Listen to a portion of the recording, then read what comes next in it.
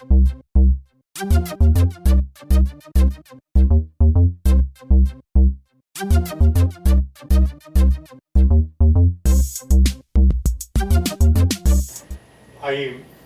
muchas vistas del satélite, afuera hay una maqueta que pueden ver, hemos traído una maqueta, la maqueta no es operativa, pero sí tiene partes que estuvieron a punto de volar. Ahí la tarjeta que se ve, la primera tarjeta que se ve en el PUCSAT, de color verde, con Capton naranja, esa tarjeta estuvo lista para volar, esa tarjeta está perfectamente lista para volar, pasó prueba de hibridación, etc.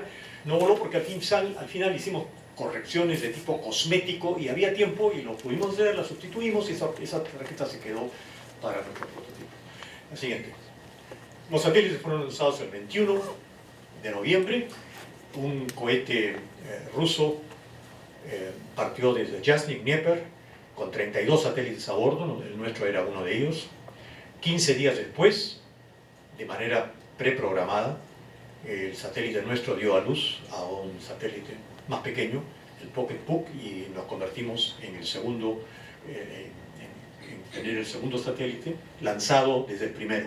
Y con eso batimos dos récords que vamos a ver ahora. Quiero hacer rapidísimo una visión anterior, porque es muy importante recordar los antecedentes. Los satélites en el Perú no empezaron con el lanzamiento de uno, del nuestro, sino que empezamos a soñar en satélites de mucho tiempo atrás, y es lo que voy a recordar. En primer lugar, el siguiente, participamos en un proyecto, la siguiente es en Stanford, un satélite de comunicaciones de difusión directa. En esa época, difusión directa no se soñaba con difusión directa. Para ser recibido en estaciones, en escuelas, para televisión educativa, en escuelas con antenas de 2 metros.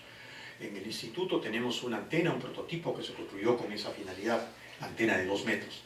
Pero este fue un proyecto, no se lanzó, fue un estudio que se hizo en el año 1967 y eso lo extrapolamos al Perú, el siguiente. Salió varias publicaciones nuestras, Pomalaza y yo hicimos este trabajo en el año 67, la siguiente. Los footprints, diagramas de radiación en América Latina que habíamos propuesto, la siguiente.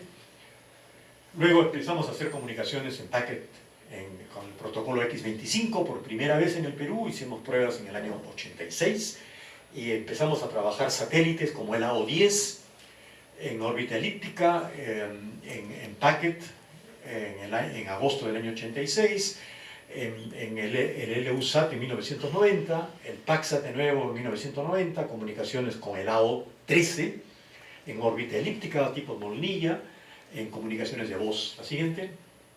Y así hay una enorme cantidad de antecedentes. Hicimos un proyecto para trabajar con la Universidad de Weber State, donde se estaba llevando a cabo el proyecto de satélites más importantes que ha habido, porque dio origen a los CubeSats. Lo que estamos haciendo ahora, lo que se está haciendo en el mundo, nace de este esfuerzo en Weber State y nosotros nos relacionamos con ellos en el año 90.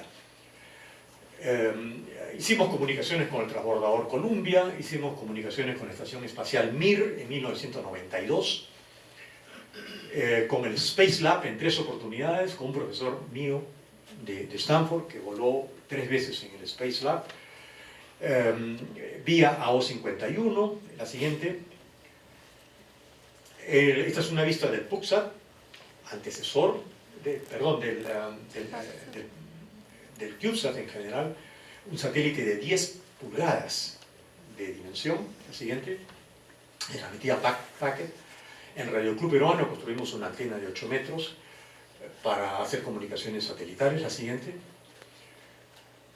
Publicamos bastante sobre el rebote lunar. La Luna es un satélite natural, y usar el satélite como reflector pasivo es una modalidad de comunicaciones muy antigua, desde fines de la Segunda Guerra Mundial, considerada comunicaciones estratégicas. Utilizando el radio observatorio de Jicamarca, hicimos un ensayo en el año 92, me parece. Yo escribí este artículo en El Comercio y transmitimos usando la frecuencia de Jicamarca 49.92 MHz al costadito, muy pegadito a la banda de radioaficionados, en la banda de 6 metros, que empieza en 50 MHz, y transmitimos en código Morse, pero utilizando pulsos. Es decir, eran ráfagas de pulsos formando puntos y ceros, y esto, o puntos y rayas, y esto fue recibido por unas 300 personas en Estados Unidos y en el Canadá, que mandaron reportes. La siguiente. Continuamos con diferentes, utilizando 100 watts en el modo JT65, hicimos comunicaciones con varios países, muchos países europeos, utilizando rebote lunar con la antena de Radio Club en los años 2005 y 2006. La siguiente. Esos son los equipos de comunicaciones en JT65. La siguiente. Ahí estamos en la primera comunicación que hicimos en JT65. Gran diferencia, porque antes necesitábamos 2 kilowatts y luego terminamos usando 100 watts en JT65. Como dije, en el año 1990 propusimos hacer un satélite propio, un satélite pequeño. Esta fue la primera propuesta. No fue el primer satélite, fue la primera propuesta. Y eso no se llevó a cabo. La magnitud de lo que había que hacer era muy grande. Lo sabíamos, pero así empezamos a soñar. Y hay que empezar a soñar, hay que empezar a hacer camino polvoriento. Son tus huellas el camino y nada más. Caminante no hay camino, se hace camino al andar. Antonio Machado, aplicable a casi toda actividad humana. Y empezamos a hacer un poquito de polvo, a abrir una pequeña huella cuando empezamos a hablar de satélites en el año 1990. La siguiente. Caretas en el año 2007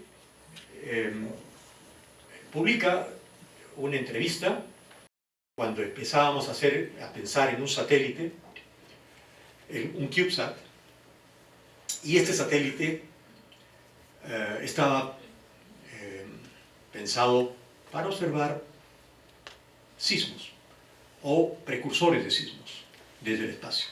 El proyecto de sismos no se llevó a cabo desde el espacio, lo estamos haciendo desde tierra, con bastante éxito, pero el satélite que construimos, lo abandonamos la idea de hacer observaciones sísmicas o presísmicas desde órbita. Este es el artículo, ahí está una vista de un CubeSat, no es el nuestro, esto es del año 2007, y abajo dice: el satélite peruano de la PUC será un paso decisivo en la confección de un detector de terremotos. Habla de CONIDA, habla de nuestros proyectos de medición. La siguiente. Lo que empezó como un pico satélite terminó como un nanosatélite con 1.2397 kilogramos, y ahora sí podemos poner el primer satélite peruano. El satélite tiene un récord mundial, que es el de haber sido el primer CubeSat en lanzar desde su interior a otro satélite. Siguiente. No voy a entrar en muchos detalles, en la tarde va a haber varias exposiciones de la gente del equipo satelital de la PUC, hablando sobre los detalles del satélite en diferentes áreas, comunicaciones, energía, pero solamente algunos registros de las cosas que tuvimos que hacer para poder decir con certeza que es un satélite peruano.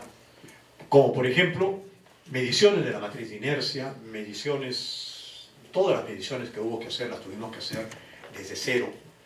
Aprender a construir instrumental que no teníamos para hacer todas nuestras pruebas acá.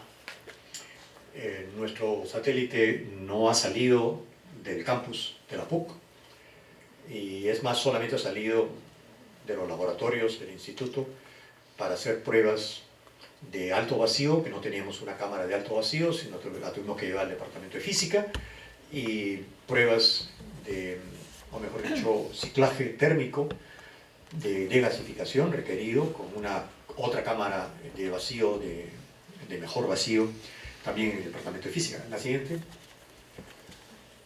Hay datos de comunicaciones. Con el PUCSAT nos comunicamos en VHF, con el Pocket en UHF, AFSK en AX25, en el Pocket con OOK, on-off keying, Morse, código Morse, 1.5 watts en el PuckSat 1, 10 miliwatts en el Pocket Puck. 10 miliwatts es más o menos la tercera parte de lo que transmite un celular en Wi-Fi. Como sabemos, en Wi-Fi, claro, con otro ancho banda, tenemos coberturas garantizadas de 100 metros en línea directa. Nosotros, con 10 miliwatts, hemos recibido al Pocket de distancias que posiblemente eran del orden de los 800 kilómetros. Para eso tuvimos que hacer una antena, incrementar nuestra antena en forma dramática y muy rápidamente. Las comunicaciones no fueron fáciles. Nos tomó 13 días ubicar al PuckSat la primera vez, porque dependíamos de parámetros keplerianos que no podíamos adquirir nosotros mismos y tuvimos que traerlos, recogerlos de NORAD. NORAD finalmente nos mandó una carta de felicitación, habían identificado nuestro satélite y nos comenzaron a mandar los parámetros keplerianos que hasta ahora nos los envían, y mantenemos la posición exacta del satélite en tiempo real en todo momento desde hace 2 años y medio. Las señales las adquirimos un día y medio después que supimos dónde estaba el satélite. Al momento de ser lanzado no sabíamos exactamente cómo habían sido lanzados, en qué lugar había sido el lanzamiento, podíamos más o menos estimar. Fueron lanzados en una ráfaga de 12 satélites, en una secuencia que no conocíamos tampoco, y por lo tanto, en qué momento entraron en órbita, exactamente sabíamos que hacían pocos minutos. El lanzamiento tomó 13 minutos, nada más. En 13 minutos ya estaban en órbita, pero en qué momento fueron soltados de la lanzadera italiana donde iban, no lo sabemos. Por lo tanto, no podíamos saber dónde estaban en la órbita. Para eso recurrimos a los radares de NORAD, que nos dieron, y se ocupan de eso, y nos dieron por eso que recibir al PuckSat 1 tomó 13 días. En el día 15 se lanzó el Pocket, y el Pocket nos tomó algo así como 2 meses, porque estaba fuera de la visión de NORAD, muy pequeño, la sección transversal del radar era muy pequeña, por lo tanto no podemos recibirlo hasta que, después de seguir sabiendo que se encontraba más o menos en la misma órbita del PuckSat, lo encontramos 2 meses después. La siguiente, instalaciones del INRAS antes de la construcción de las antenas, y parte del personal y el trabajo que ya se estaba haciendo de las tarjetas. La siguiente. Empezamos con la construcción del satélite propiamente. La siguiente. Ahí lo vemos, ya todavía no estaba listo en ese momento. La siguiente. El satélite, el PuckSat y la manera de lanzarlo del Pocket, nuestra cámara ambiental de vacío y temperatura para hacer las primeras pruebas. La siguiente. Viajamos a 2 conferencias internacionales con el grupo El Satélite en Cal Poly. Nos reunimos con Bob Twiggs, con Jordi Puig, los creadores, uno del estándar de satélite y el otro del estándar de la lanzadera. Hicimos muy buena amistad con ellos. La siguiente. Este es el momento de la presentación del equipo del INRAS. La siguiente. Nos propusimos colocar al Perú en el mapa mundial satelital y eso se logró. No había más universidades de América Latina. La siguiente. Y después de un esfuerzo fallido de Colombia, de cerca de Arboleda, en el 2007, el PuckSat 1 es considerado el primer satélite exitoso en universidades en América Latina, y ahí eso lo comprobamos en las conferencias de Brasil. Como dije al principio, en la inauguración de este taller, nos propusimos colocar la marca Perú y la pusimos en todas nuestras tarjetas. La marca Perú está volando en órbita, continúa en órbita. La siguiente. Más vista de la construcción del satélite, la antena que les mencioné para el proyecto ASCEND de 2 metros, y los primeros intentos de comunicación con Yagis. Después las tuvimos que cambiar antes del lanzamiento, por cierto, pero la tuvimos que cambiar ampliando a la siguiente. A la siguiente, el trabajo en el cuarto limpio. La siguiente, la construcción de los circuitos impresos. La siguiente. Bueno, ahí es propiamente la soldadura manual de los componentes. La siguiente. La siguiente. La siguiente. Esa es la tarjeta principal. Esta es la parte interior del satélite. Lo podemos ver en la maqueta que está afuera. Estos son los estragos de la máquina de vibración, es decir, al momento de vibrar el satélite, siguiendo los requerimientos del cohete Dnieper. Dicho sea de paso, ese cohete no es un Falcon, no es un Mercedes-Benz. No está hecho para llevar pertrechos a órbita y astronautas. El Dnieper está hecho para llevar bombas nucleares, que se desactivaron, así como los Minuteman americanos fueron desactivados, los Dnieper rusos también fueron desactivados, y puestos al servicio de cargas útiles científicas o comerciales. Pero es un camión volquete de 45 toneladas que traquetea y vibra, y tuvimos que adecuarnos a los requerimientos del cohete Dnieper, así que las pruebas de vibración fueron duras. Lo probamos creíamos que lo habíamos probado a 150%, ¿no es verdad, Víctor? Y resultó que había habido un error de lectura en el computador y no había sido el 150%, sino 175%. Con eso estábamos muy seguros de que iba a pasar la prueba de vibración. ¿Y por qué era tan importante la prueba de vibración en nuestro caso? Porque llevábamos un satélite a bordo que iba suelto. Y el principio fundamental es que nada debe ir suelto en el satélite. Todo debe ir con tuerca contra tuerca, o con Loctite, o con tuercas de nylon, la vibración es fundamental, proteger de vibración no solamente al satélite, sino a otros componentes en la nariz del cohete. Y nosotros llevábamos un pequeño satélite suelto, y tenía que ir suelto, no iba invernado, porque tenía que ser lanzado. Y el gran reto fue construir esa lanzadera que pudiera aprisionar el satélite lo suficiente para soportar y para no crear modos de vibración que fueran fatales para el satélite.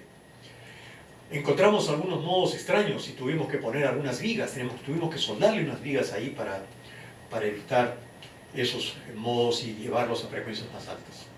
Pero los requerimientos eran fuertes, de 20 Hz a 2.5 kHz, desplazamiento de más o menos 9 milímetros, aceleraciones del orden de 10 G.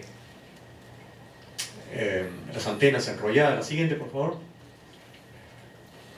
El satélite mayor lanzó al menor, un femtosatélite, el Pocket PUCP. Un pequeño recuento de por qué le pusimos Pocket. Porque teníamos un compromiso con Bob Twiggs.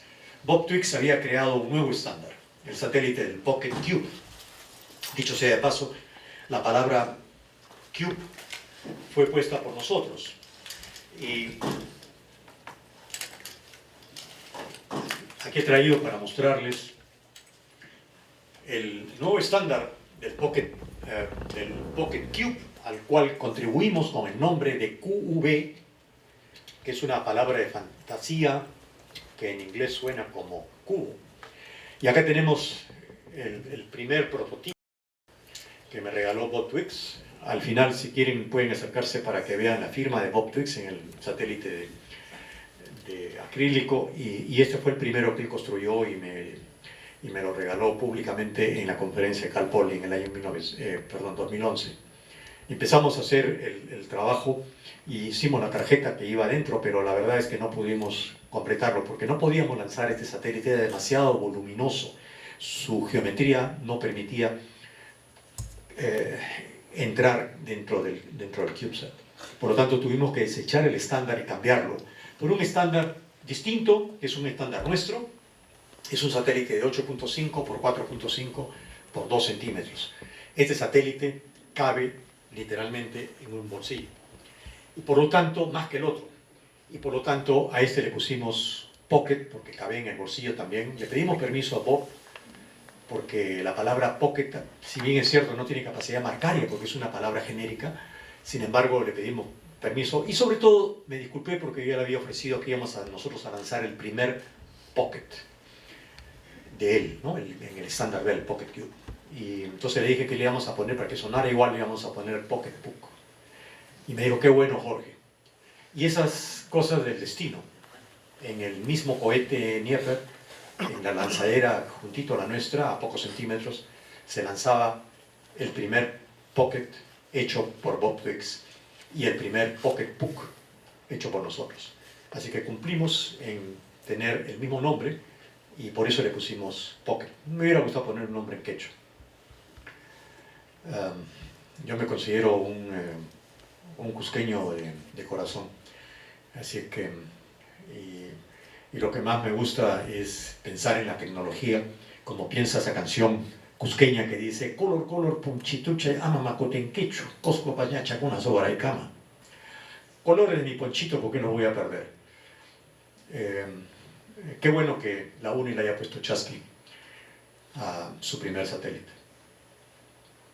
Nosotros le pusimos un nombre más universal, pero que reflejaba ese compromiso de estar al frente, de estar en la ola y lanzar un satélite por primera vez y un nuevo estándar.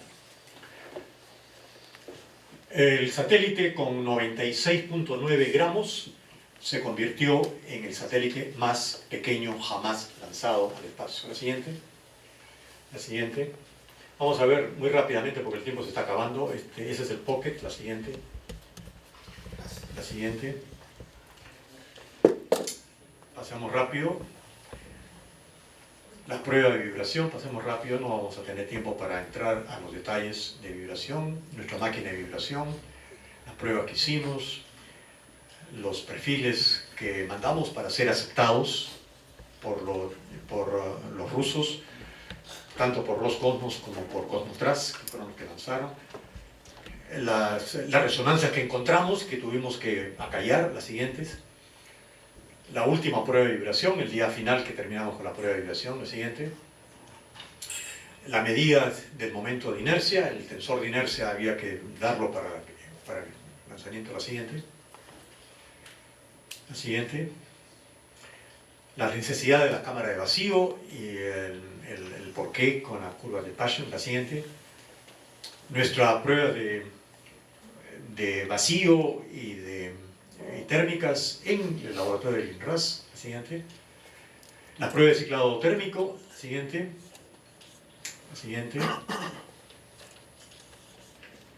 sigamos.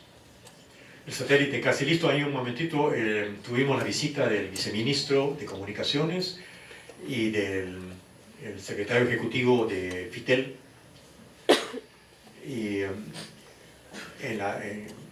ya en la despedida del satélite, antes de ser llevado, las pruebas en el laboratorio de física de alto vacío, la siguiente, y la cámara de mejor vacío, que fueron la cámara de gasificación que usamos en física. Ese es el día de la partida hacia el aeropuerto. El satélite fue acomodado en una caja hermética en mi maletín de mano. La siguiente. Tuvimos un gran paso por los aeropuertos con prioridad de valija diplomática. Llegamos a Roma, abrimos en un cuarto limpio también. Esa es la lanzadera italiana que vemos a la izquierda, más o menos unos 70 por 70 centímetros. Y ahí estamos en las pruebas iniciales. La siguiente. Continúan las pruebas con nuestro satélite, medición, peso, etcétera, etcétera. Conductividad. Y esa es la inserción en la lanzadera. Ahí estamos.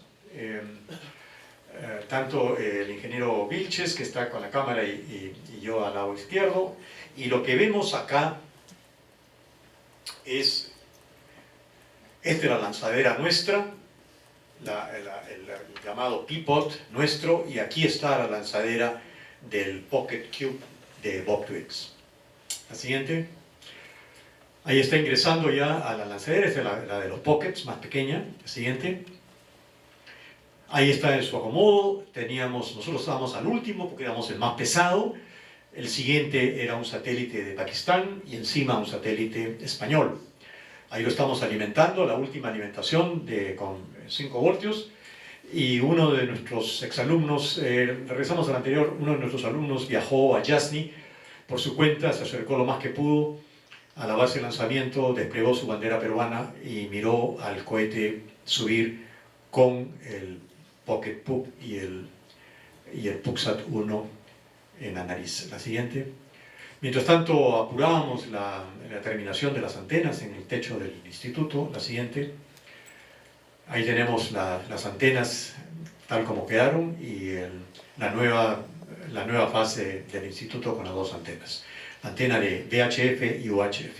En tierra preparamos una estación, hay otros equipos acá, pero estos 3 racks están dedicados a nuestro sistema de recepción. Este es el sistema de recepción con un SDR y otros receptores, el sistema de control de la antena. Regresemos un ratito nuestro posicionamiento en todo momento y el posicionamiento en 3D.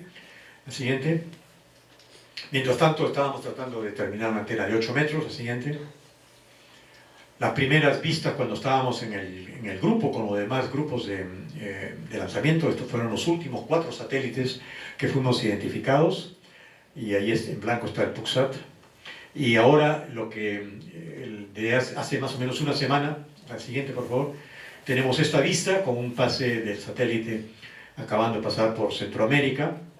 La siguiente, y esta era nuestra posición en ese momento saliendo de California, de Baja California, el grupo original del satélite.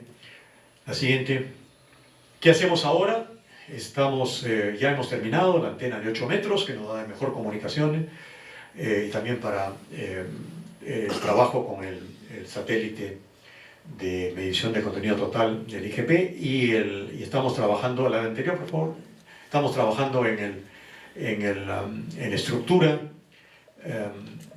que ahora con control numérico para el satélite de 2 unidades. La siguiente. Y ahí tenemos, a la tarde va a haber sesiones sobre este satélite. La siguiente. Siempre agradecemos a nuestros auspiciadores. Y creo que es la última. Muy bien, eso es todo. Si hay preguntas, con el mayor gusto.